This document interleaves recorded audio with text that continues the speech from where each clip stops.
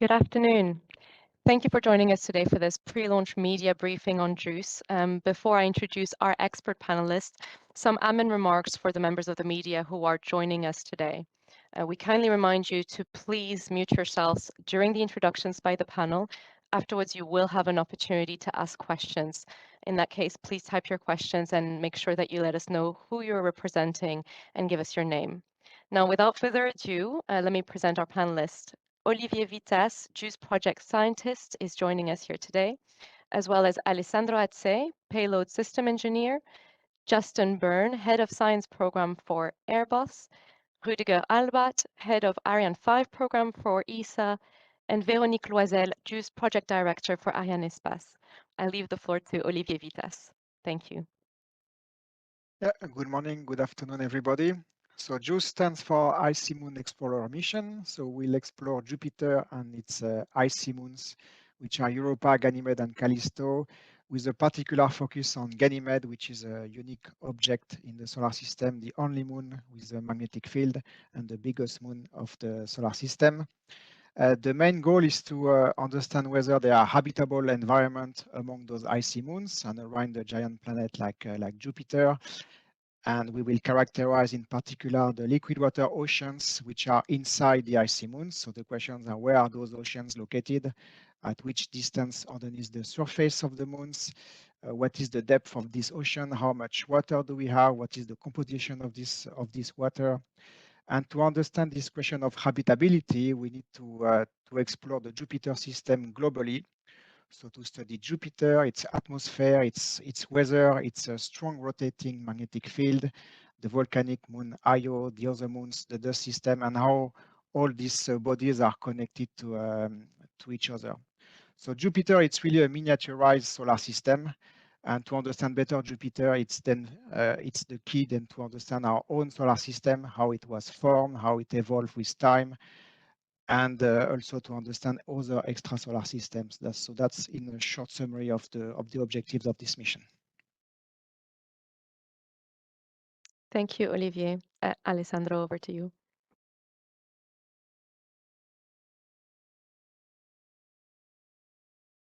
Alessandro, if I can ask you to unmute yourself, thank you. One day I'll learn, yes. Good afternoon and good morning, everyone. So in a nutshell, to say something about JUICE. So JUICE, the spacecraft, has taken the better part of the past decade to be designed and developed and is now ready for launch on top of the Ariane 5 launcher. So we're talking about a rather large spacecraft with many key features that really are striking. The very large high gain antenna you can see here, but also once deployed, the huge solar arrays, 85 square meters, many deployable booms. So just after launch, there will be a lot of work to make sure that everything gets deployed properly so we can start our mission. And talking about our mission, it will take quite some time to arrive at Jupiter.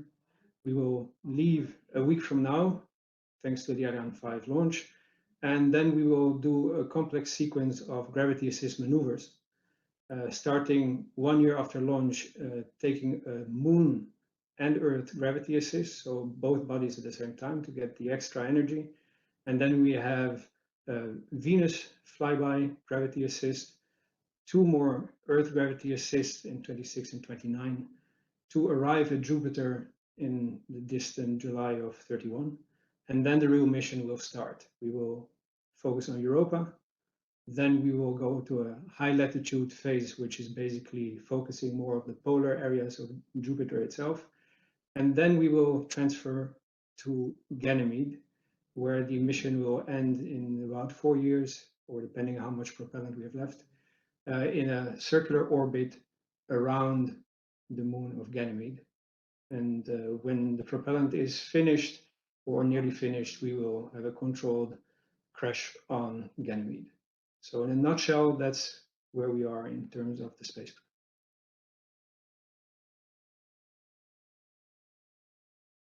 Thank you very much, Alessandro. And over to you, Justin. Afternoon, everybody. Yes, I'm Justin Byrne. I run the science programs here at Airbus, and we're extremely proud and excited that JUICE is finally ready for launch and about to start its journey to Jupiter. We've built JUICE on a lot of heritage. We built missions to Rosetta, Saturn, Mars, Venus. We have obviously Bepi Colombo on the way to Mercury. We have Solar Orbiter around the Sun, but for JUICE, it was really an extra challenge. The JUICE environment is extremely tough. It's extreme temperatures, very high radiation levels, strong magnetic fields, very, very low light that we need to generate the power the spacecraft needs. And the instruments are very complex, very sensitive, producing lots of data that we need to get back to Earth. And there are significant periods of autonomy needed for the spacecraft to look after itself. To build this spacecraft, it was a big team effort. Airbus, we had about 500 engineers across 6 countries. There was 80 subcontractors working with us, working very closely with ESA, with the instrument teams to produce this extremely impressive spacecraft. The mission prime was based in Toulouse. We started back in 2015 on the journey of building it. It started initially really in Germany, with all the sort of key elements coming together. We brought the structure together, the electronics, the very large propulsion tanks, the large solar arrays, harnesses, etc. This all came from Airbus teams across Spain, UK, Holland and Poland, and all of our subcontractors. Then we went into the test phase, which started at ESA in ESTEC, its facilities, and then eventually moved to Toulouse for its final testing, where we really simulate the launch environment, where we simulate the harsh vacuum and temperatures of space. And then last month, it began its final Earth journey. It flew on an Antonov to Kourou, where it is now. We did the final checkouts. We loaded the 3.5 tons of propellant. It's a big propulsion beast. And then effectively, as we said, it's now physically mounted on the top of the rocket, waiting for the closure, and all fingers crossed for the launch next week. So yeah, go for launch. Thank you very much, Justin. Over to you, Ruedeger. Yes, thank you. So my name is Ruedeger Albat, and I'm working at ESA as the Ariane 5 program manager. And Ariane 5 has a big legacy and a very deep relation with science missions. And this will be, I think, the 6th after XMM, Rosetta, Herschel Planck, Bepi Colombo, and Webb. And each of these missions is really an adventure, exciting, and something which brings us very close together over several years. We are teaming up to prepare these missions with Arianespace being the launch service provider, defining all requirements and setting up with ESA the frame for the missions, and together with Ariane Group developing and building the launch vehicles. So we are doing this as one team, and I will hand immediately over to my colleague Veronique, which will bring you with a short presentation, short insight into the special features of this flagship mission. Thank you. Thank you, Ruedeger. So you can see probably the presentation. Just a few information about the work we've been performed with ESA and Airbus since 2016. So that's when we began the feasibility analysis for launching JUICE on Ariane 5. Once the launch contract was signed and once the feasibility was ensured, we performed preliminary mission analysis for several launch slots in 2022, 2023, and finally, we completed the final set of mission analysis for the launch slot of April 2023. On the right-hand side, you can see the sequence of the launch campaign. As you can see, the spacecraft arrived more than 2 months ago. Also, the launch vehicle integration started about 5 weeks ago. This is shorter. So the sequence has been run nominally up to now. And today we are at the dress rehearsal, which is a rehearsal in between the spacecraft team, the downrange with the CNES team, and with the launch vehicle. What I can mention perhaps here also is that in terms of specificity of the launch campaign, we can point out that there was a request of enhanced cleanliness process, including particulate, molecular, but also bioburden contamination monitoring, and a very specific nitrogen purge connected to the launch vehicle and to the spacecraft up to the time of liftoff, to ensure the accuracy of the instrument of the spacecraft. So the launch is 1 week from now. It's on 13th April. It's a day launch, and it will be the 116th launch of Ariane 5, over 117 launches. If I go to next slide, if I manage to go to next slide. So on the left-hand side, you can see the configuration of the upper part of Ariane 5 with the nice logo chosen by ESA team. And with the latest mass measured by Airbus team about 10 days ago. And on the right-hand side, you can see the flight sequence of Ariane 5, which sequence is not very long. It's less than 28 minutes before separation of the spacecraft at an altitude of about 1,540 kilometers. And then it will inject the spacecraft into a liberation orbit, which is the start of the Odyssey of JUICE. And on Ariane side, to complete my presentation, we are very proud to serve ESA mission, ESA science mission for the discovery and the exploration of the universe. Thank you very much, Veronique. So that concludes the introduction part of this briefing. We will now move to questions. I will remind you to please, for members of journalists who are joining us, please put your question in the chat and your name and your outlet as well, so that we know what to expect. We will start with a question from Teresa Pultarova from space.com.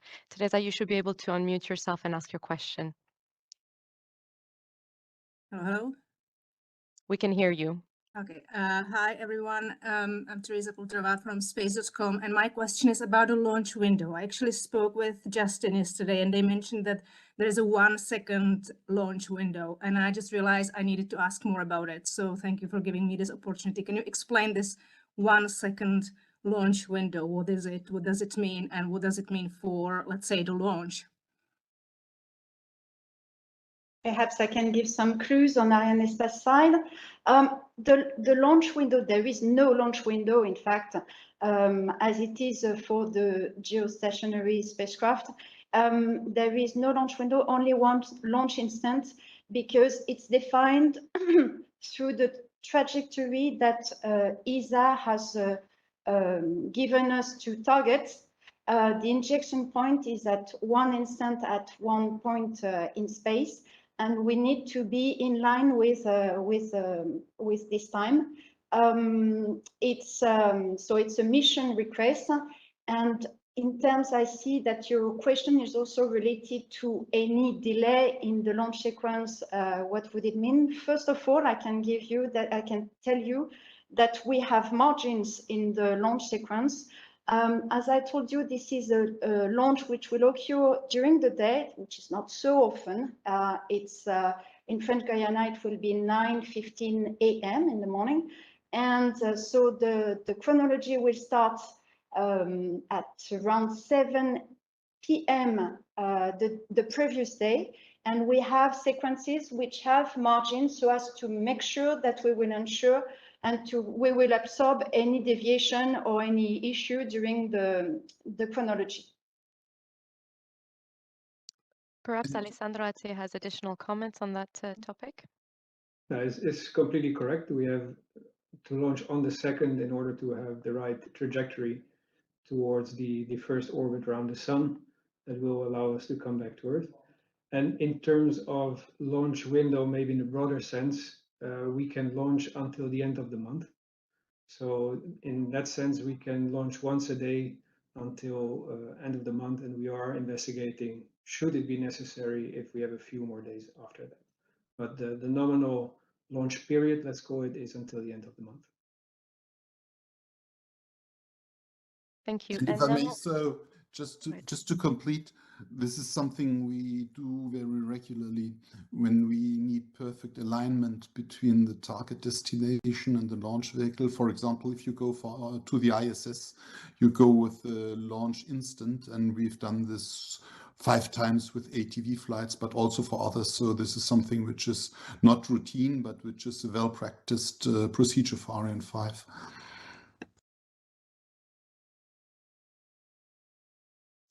thank you. And we will now go to a question from the Czech news agency. I see that it is with regards to the estimate to get the first set of data from the probe. I believe this is a question for Olivier Witasse. Okay, well, in fact, the first data we will get during the cruise phase, because I mean the flight control team will be in contact with the spacecraft every week or once per week during the travel to Jupiter. So we'll get some data, but maybe not the most interesting data, obviously. But when there will be some flybys of the Earth, we'll get also some data, images. So that will be the first real data that we will get from JUICE. But of course, the data that we'll all are waiting for, we need to be a bit patient because we arrive in the Jupiter system in 2031. And we will start our nominal mission so with the full set of observations 6 months before arriving. So early 2031, we will get the first really interesting data from the Jupiter system. Thank you very much, Olivier. I will allow Jeff Faust to ask his question from Space News. Jeff, can you unmute yourself and ask your question, please?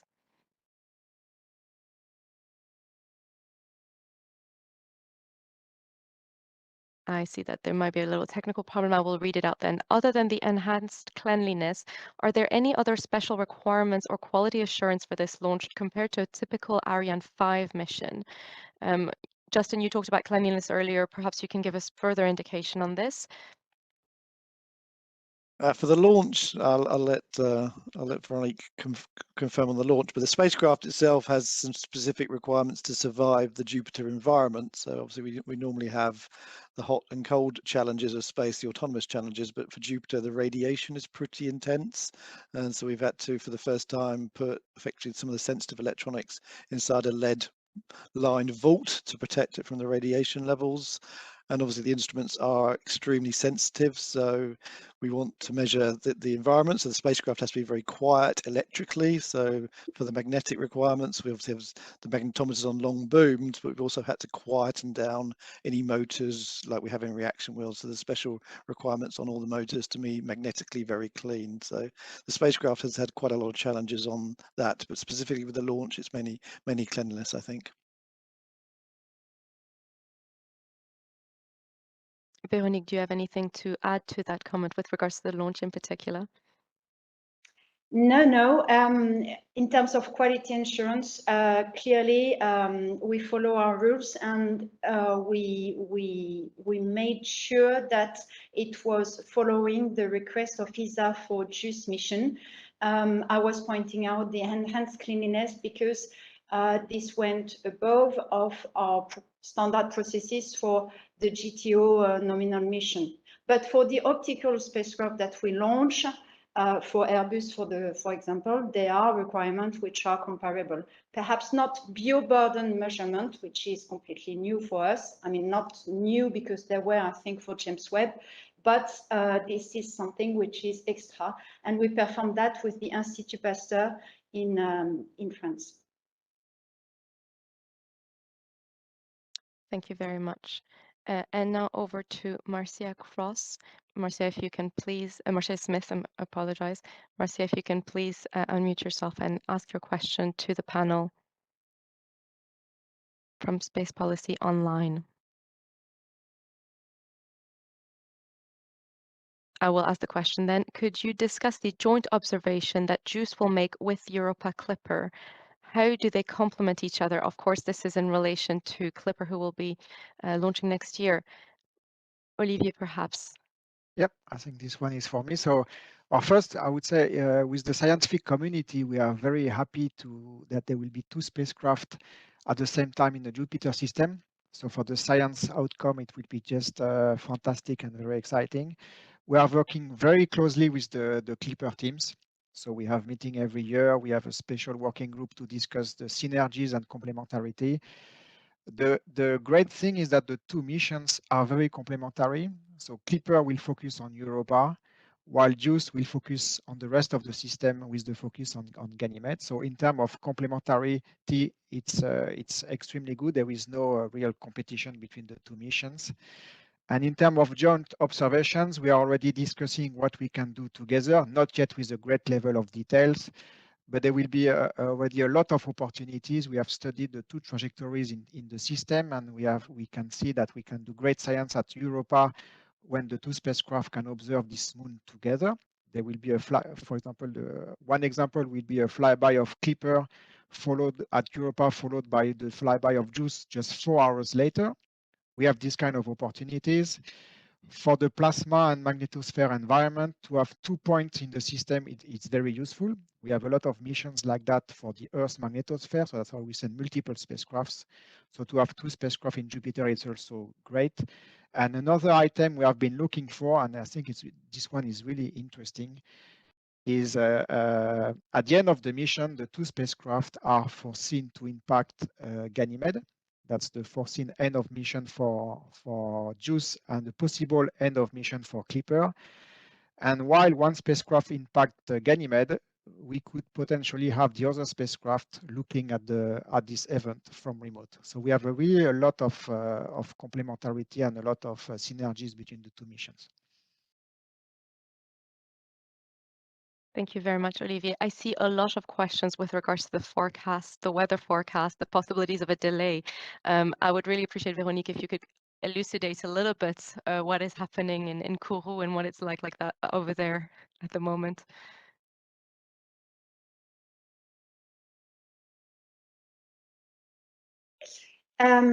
So in terms of, so what we explained is that if there is a delay and we cannot perform the launch on 13th, then the next opportunity is the following day. Each day we have one instant, so we will resume the activities after having recovered the nominal situation. The instant is slightly different each day. This is again a constraint of alignment for the JUICE mission. And that's it. And in terms of weather forecast, etc., this will come later. We have several. I think Ruedeger can perhaps elaborate about that. But we have several, starting from day -2 or day -1. We have several meeting points with weather forecast. And the more we come to the start of the final chronology, which is 7 minutes before launch, the more we get sure and ensure that we can launch, that we will not stop the sequence.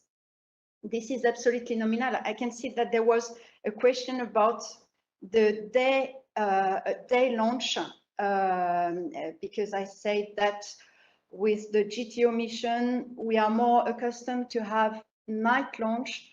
In fact, for the GTO mission, we have usually 2 spacecraft which come from all over the world. They don't know each other at the start of the mission. So clearly we need to have a combined launch window in between both missions of both spacecraft. And this is why the user's manual of Ariane 5 gives a reference of the launch window, and they need to comply with this one. This leads to usually a launch at night. But for JUICE mission, we follow the requirement of the mission, which comes from ESA. Thank you, Veronique. A question from the Wall Street Journal. And Aileen Woodward should be able to connect with us. Indeed. You're unmuted, Aileen. You can go. Excellent. I just wanted to know what your opinion was on the riskiest aspect of JUICE's journey, given that it is so long. Is it the launch itself, or is it one of the gravity assists in particular? And then just a very basic, like, will you have a public tracker of sort of where JUICE is over time in space that maybe readers can go and look at? Thank you. I can take this question. So the main risks, yes, the gravity assist have to be precise, but we have very capable people in the mission control in ESOC, and they're accustomed to these maneuvers. The first one will be very challenging because it will be not just Earth gravity assist, but a lunar Earth gravity assist, which means that we have to pass by Earth and the Moon at the same time. So this will be the most accurate gravity assist maneuver ever done. But this is, I think, under control. The biggest risk always is when you have to really do a major maneuver. And in our case, this will be after 8 years when we arrive at Jupiter. And then the spacecraft will have to turn around and do a long burn to slow down to be captured by Jupiter. So in terms of risk, that would be the most challenging maneuver. And also because there is no backup. If the maneuver doesn't work, but we have backups in case the main engine doesn't work, so we are redundant, but then the spacecraft would proceed and we would not be able to capture Jupiter. So that would be the largest challenging moment. Otherwise, in terms of following the spacecraft, there is a website, I don't know by heart, but it's called Where is JUICE? And there you are able to follow JUICE during its mission. Thank you very much, Alessandro. I see another question on the topic of the trajectory, let's say, from Leo Enright. Leo Enright should be able to unmute himself as well. If not, I will ask it. So Leo is asking, can you be more specific about the events about after Earth orbit Can you hear me? injection? We can hear you. Thank you for Very joining us, good. Irish Sorry. Television. Thank you. I'm having a lot of problems with audio. I had a number of questions about the flight sequence graphic that we saw, which confused me somewhat. I take it that what's described as a liberation orbit is the escape trajectory. I don't know where orbit comes from, unless I'm completely misunderstanding. This is an escape trajectory. Maybe it's heliocentric orbit, theoretically. But could you please explain this? I mean, it separates after the ECS burn. Can you also tell us what time or how long it takes for it to pass the moon's orbit? You know, give us some idea of how fast will it be going after ECS shutdown. Okay, so I think this is a question for me. Yes, okay. So yes, it's an escape orbit. The speed of the spacecraft at separation will be about 10.3 kilometers per second, which is higher than what we usually have, the range that we have for GTO missions, which is rather between 8 and 9 kilometers per second. So this very energetic trajectory enables the spacecraft to free himself from the gravity from Earth, and this goes to the escape trajectory. I don't know exactly what was unclear on my schematic. What I can tell you is that the separation will occur 27 minutes and 45 seconds after liftoff at around 1,500 kilometers, roughly. And Alessandro, did you want to provide additional comments? I saw you reach for the microphone. No, I think this, if this is the answer, then that's basically so one of our journalists from Orbital today cannot unmute herself. I have a problem with the microphone, so I will read out the question. Is this the last ESA mission with the Ariane 5? Does that add a level of significance to the mission? Ruedeger, please tell us. So yes, it is, but we will still have a very prestigious mission coming up then for France and Germany for the last flight. Is it routine? Never. Has it a special significance? Yes. We deploy for all our ESA missions and now for all the last Ariane 5 missions, the reinforced qualification monitoring and verification program, where we look very thoroughly into the launch preparations. But the standard rule is keep as nominal as you can.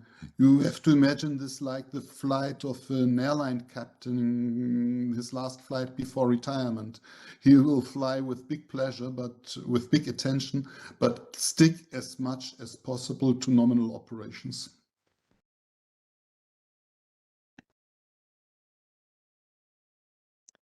Thank you very much for that, Ruedeger.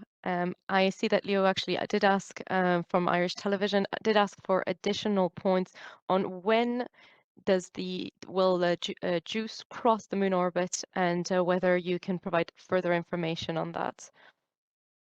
And can you please tell us if it will take some sort of look-back picture of the Earth and Moon system during its departure phase, or will the cameras not be functioning at that stage? Maybe I can say, I don't know exactly the answer to the question on the moon.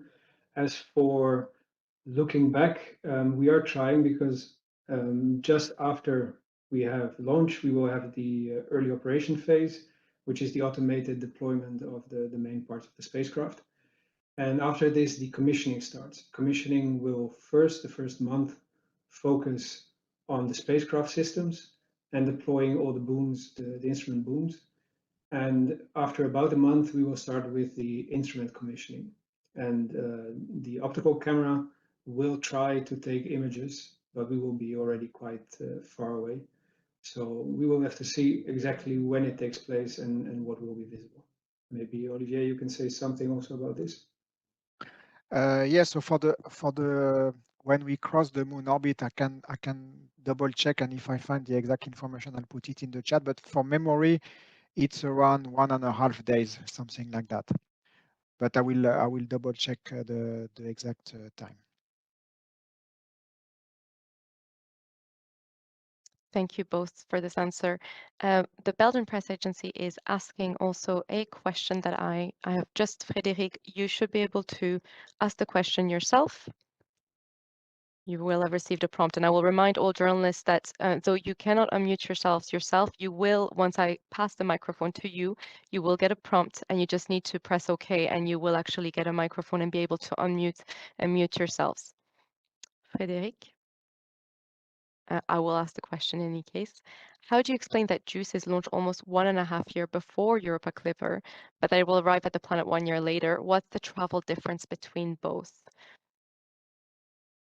I can take that one as well. Well, there's two answers. One, JUICE is a very large, very heavy spacecraft, and we are using the Ariane 5, the most powerful version, and we simply do not have enough energy to go in a more direct orbit, so we need to do all these gravity assist maneuvers in order to gradually increase the energy of the spacecraft in order to reach Jupiter. In case of Europa Clipper, they will be launching with Falcon Heavy, if I'm not mistaken, which is a more powerful version. So they have more energy at launch.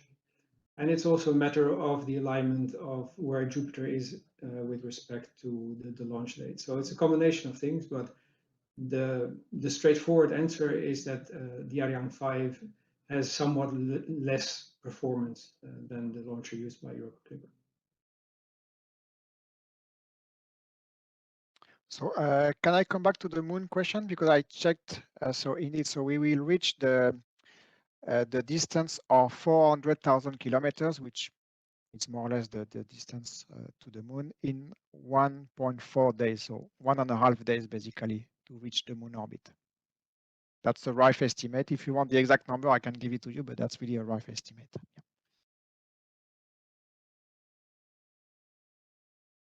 Thank you. Thank you very much, Olivier. And we have a question here I see from Astro Aventura. Francisco, the floor is yours. Clearly, we're experiencing some technical problems today, but I will read out the question. If JUICE at the end of the mission has more fuel than expected, the extended mission would be in the same final 500-kilometer orbit and would try another type of orbit, for example, as a rehearsal for a Ganymede landing or fly closer to the planet. Can someone comment on that with regards to the end of the mission and whether or not it has enough fuel afterwards to go in orbit or out of orbit? I can comment. I'm just reading the question to be sure about all the information. So a rehearsal of the Ganymede landing. No, we are not going to land on Ganymede. So the baseline is really to have to reach the 500-kilometer circular orbit. This is where the most exciting science at Ganymede will be done. So it's really the final stage of the mission.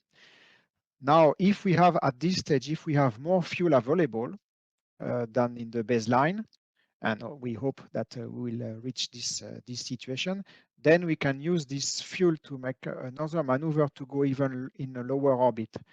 And the requested orbit from the scientific community is to go at 200 kilometers, for example, 1 month around Ganymede. And here we can achieve even more in terms of scientific output. So that's what we would like to reach. If we have more fuel, it's to go even at lower altitude than this 500-kilometer orbit.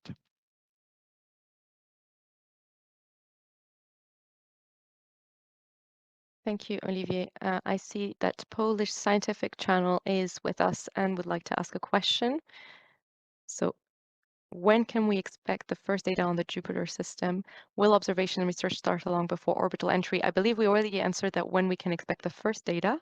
Olivier, you mentioned some of this, but will observation and research start long before orbital entry?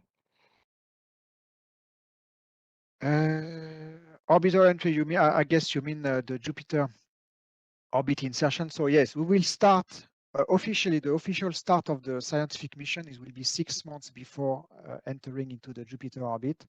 So we enter in Jupiter orbit in July 31. So we'll start the observation in January 31, something like that. So that will be the first observations. Of course, during the cruise phase, we may try to start observing from further away, like for example with the radar or with the in situ instrument to measure properties of the solar wind. But the first data really on the Jupiter system, I would say we start in early 2031.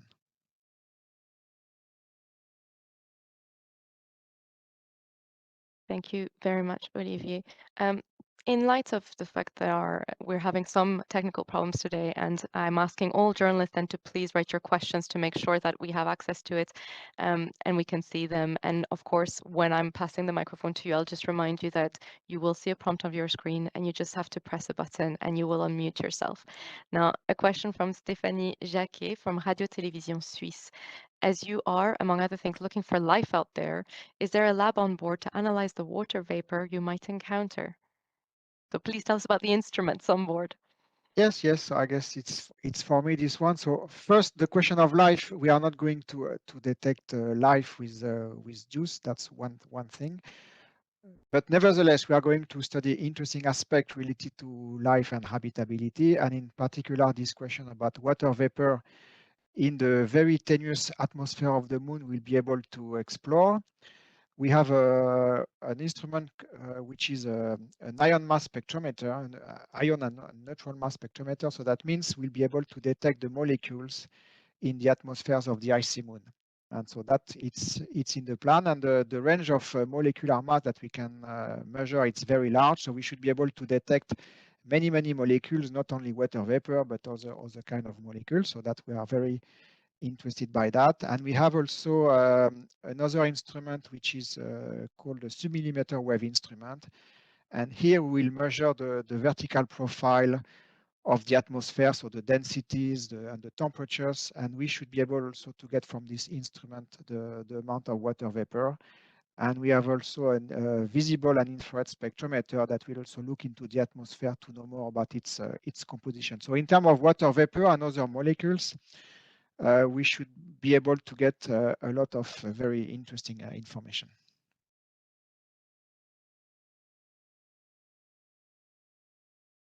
Thank you for that, Olivier. I do see an additional question coming from the launch pad. Is there a scientific objective you are most looking forward to with JUICE? And if so, what is it and why? The interesting aspect of the mission is that in terms of scientific objective, it's extremely broad and very interdisciplinary. So we have really a lot to satisfy the goals of the scientific community. So we really have a lot. But if I have one objective to highlight is really to know more about the liquid water underneath the surface of the icy moon. It's quite, I would say, fascinating to think that underneath the surface, this icy surface that we can see in images, there is a lot of liquid water. And that will be really the most interesting aspect of the mission, to know where is this water, what is the composition in terms of salt, how does that relate to the habitability of those moons. So yes, that's a highlight, but otherwise the mission is very broad, and there will be a lot of interesting discoveries about the moons, Jupiter, magnetosphere, Io, and everything. Yeah.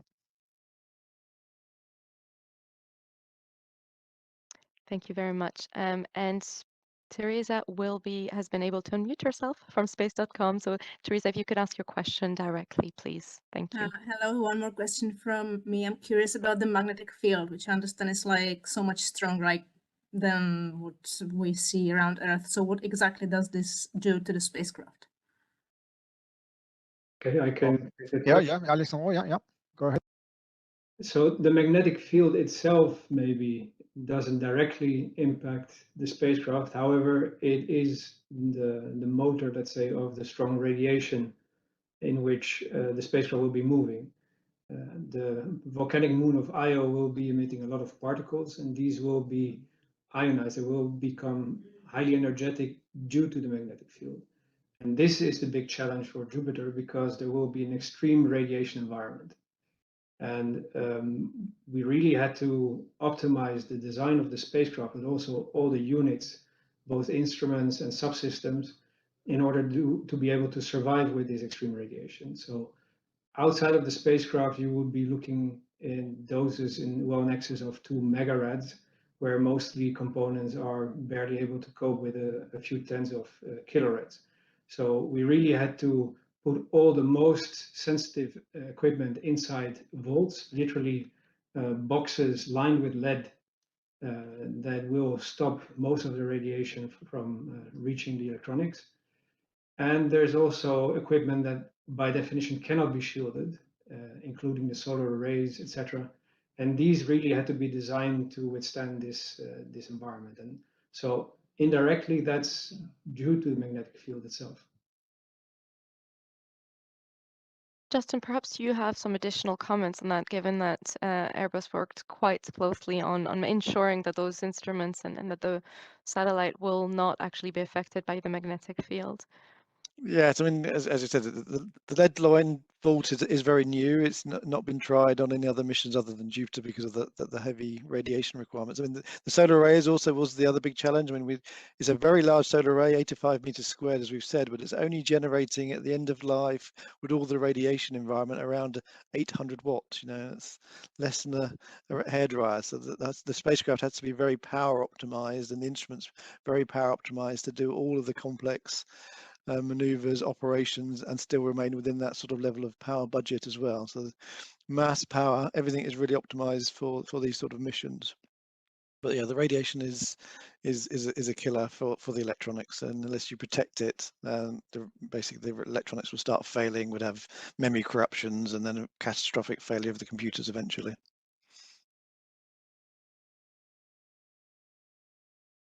Thank you, Justin. Another question from Orbital today. Are there any specific challenges you anticipate to occur during JUICE's journey towards Jupiter? I think Alessandro, yes. Well, there is some unexpected challenges, if you want, because it's such a long mission. And the teams that are involved now will partly move somewhere else, or will be waiting for the actual mission itself. So maintaining the know-how and maintaining the knowledge of all the subsystems of the instruments by itself, that's quite a challenge. So institutes, but also industry will have to make sure that the knowledge doesn't go away by people retiring or leaving. So it's not directly a technical issue, but it's definitely an important issue to keep in mind. The other thing is, of course, you have to keep a close eye on the spacecraft, but to reduce costs, you also have to limit the amount of time that you really actively are involved with the spacecraft. So you also need to trust that the spacecraft can be quite independent, do its things autonomously, to reduce the need of a lot of people following the spacecraft all the time. And then, of course, there is once or twice a year that you need to check out all the systems, the instruments, plan everything on time also, because it will be short times where instrument checkouts can be done. So the planning teams in ESAC in Spain, they also need to really think properly how to make everyone happy in a limited amount of time. So it's more the logistics rather than technical challenges. The only main challenge maybe that could be added to this is that in order to get there, we will have a Venus flyby. And Venus is very close to the sun, and it will be very hot. So normally JUICE is designed for very cold conditions at Jupiter. However, we also have to design it to survive at Venus. So there was a very conflicting requirement on the thermal design.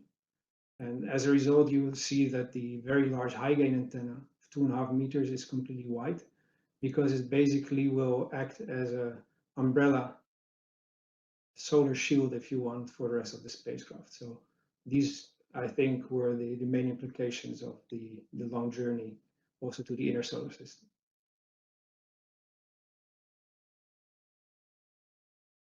Thank you very much, Alessandro.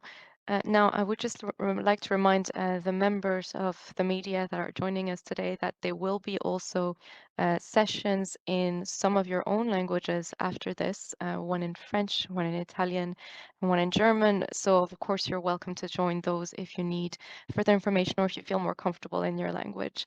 And please make sure as well that you put in all your questions before the end of the session in the chat so we can see them and we can make sure that you're addressing them. Leo and Wright from Irish Television has an additional question. Leo, go ahead. Oh, thanks. Sorry, I wasn't expecting to be called. Yeah, my question is fairly straightforward.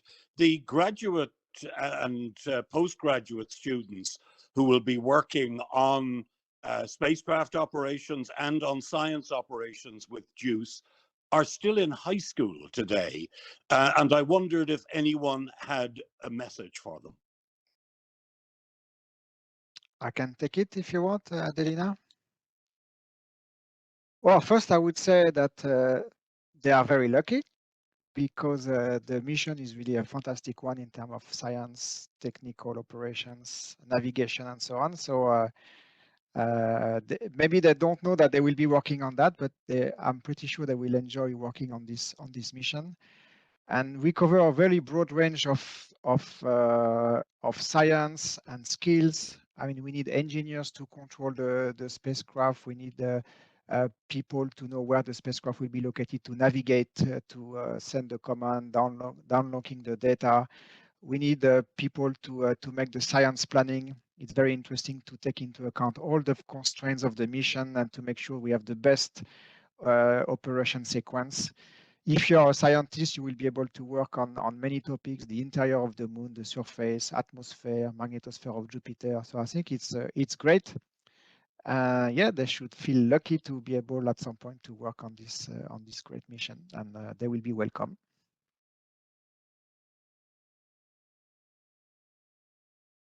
Thank you very much, Olivier. I don't know if any other members of the panel would like to add anything, have any words for the future, the scientists and engineers of tomorrow who will be working on JUICE? No. So in any case, we are going to move to Agencia Colpisa. Elena, you should be able to ask your question. If not, I will ask it for you. So if the moons are found to be habitable, how will that information be used on a scientific level, and how will it be applied to future missions?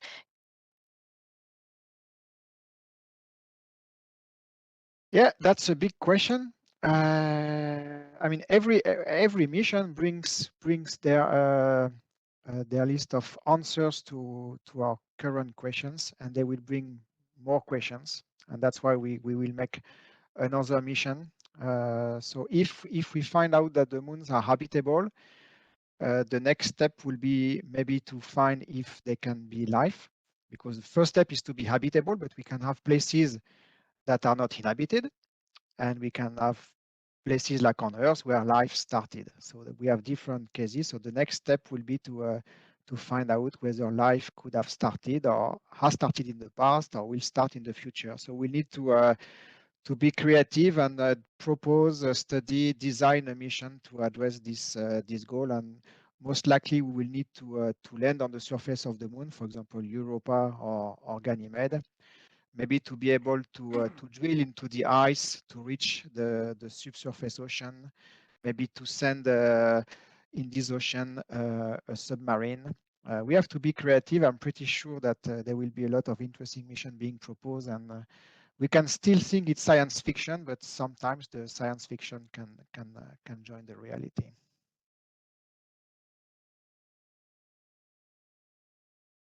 Thank you very much. And I see a question which is for Justin from the Launchpad. Jay, would you like to ask your question yourself? I will ask it then for you. Of course, JUICE has gone through a rigorous test campaign with Airbus over the past few years. What would you say is the most rigorous test the spacecraft underwent during this testing phase?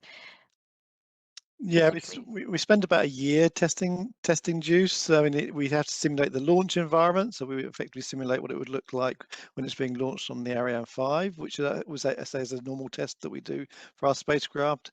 The thermal vacuum, where we take it to a deep vacuum and we simulate the hot and the cold, is quite extreme for JUICE, because as we said, it goes to Venus, so it gets very, very hot, so we have to simulate that, and then it goes very, very cold, so we have to simulate that. That's quite an extreme test. But probably the one that the scientists are also quite interested in is the electromagnetic and magnetic testing, because we have to prove that the spacecraft is really, really quiet and that the instruments can operate and measure what's around them and not measure the spacecraft. So that one is also a very, very sensitive test and needed very special facilities to be set up, because the levels that we're talking about at Jupiter are quite extreme. So I would say that one was probably one of the most challenging tests, but all of the tests passed successfully, so we were very happy, and that was a year of effort, but all successful in the end. Thank you very much, Justin. And the scientific Polish television is with us. Philippe, I see you've unmuted yourself. If you could please ask your question directly. Thank you. Thank you, too. And the radiation around Jupiter is extremely strong. This can, of course, damage the electronics. So does have each sensor and computer on board the JUICE probe its own backup? Maybe Justin, you want to take this one? Yeah, so the spacecraft is fully redundant. So there's two computers, there's two of everything. We have full redundancy, and it's in addition, because Jupiter's a long way away, we can't directly control it. There's a long time cycle. So actually, the spacecraft has to monitor itself. So it's looking at itself, it's looking at all of its components, and if it detects any problems, any equipment failures, it will reconfigure the spacecraft autonomously to bring in the spare computer, the spare sensors, etc. So that's a lot of the software and autonomy is very, very complex and takes a long time to test. A lot of the work on JUICE mission was to prove that in any scenario, any failure, the spacecraft could autonomously reconfigure itself and not put itself into any jeopardy. And maybe for the instruments, it's a mix. Some instruments have a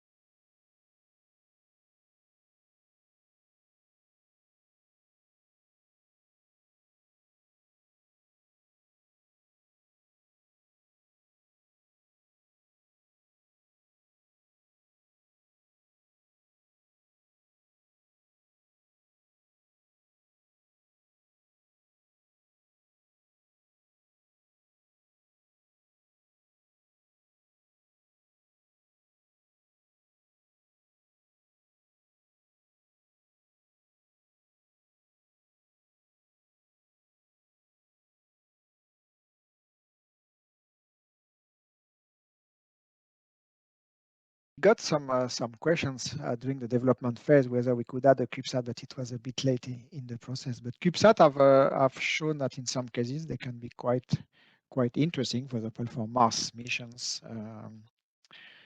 So yes, I will welcome in any future missions the addition of CubeSat, for example, for monitoring the magnetosphere with a small in situ sensor, or monitoring the solar wind.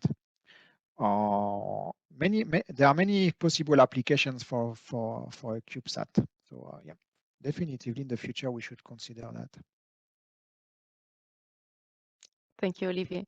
And Veronique, as we're about to soon wrap up this session, I'm very curious about the next few days. We're just a few days from launch. Can you walk us through some of the activities that are ongoing right now? What are the next steps as 1 week before launch?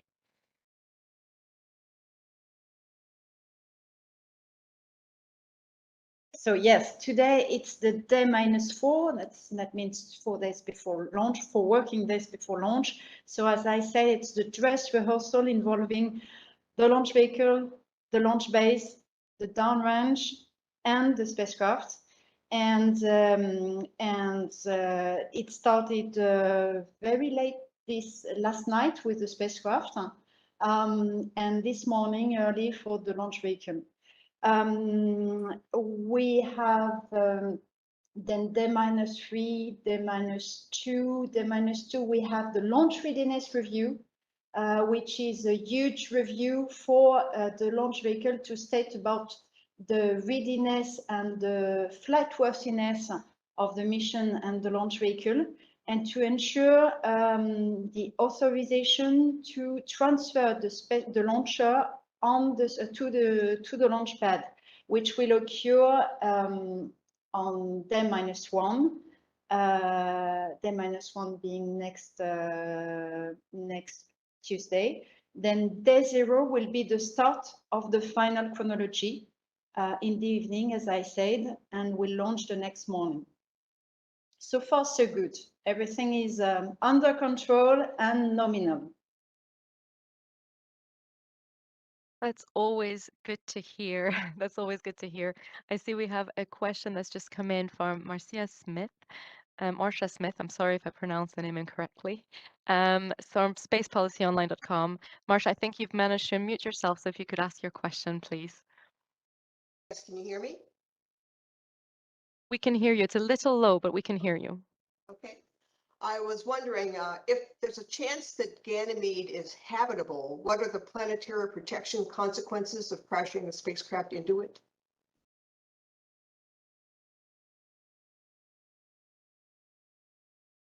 Olivier, you take it, or shall I take it? As you wish. Go ahead. Okay. So yes, so in terms of planetary protection, so we follow the guidelines of those planetary protections rules. So with the current design of the mission and the current knowledge of Ganymede, we can crash on the surface of Ganymede.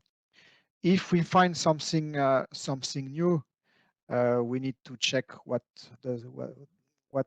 will be the consequences for JUICE.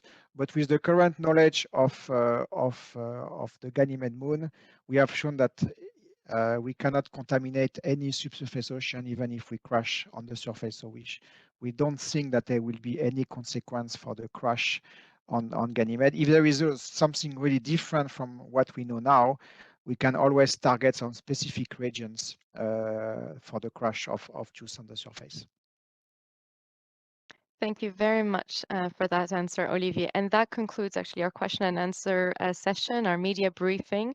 I thank everyone and the members of the media for being there to talk about this really exciting mission. Let's hope for a go launch, and we will move now to the question and answers in other languages. So thank you, everyone. Over. Thank you.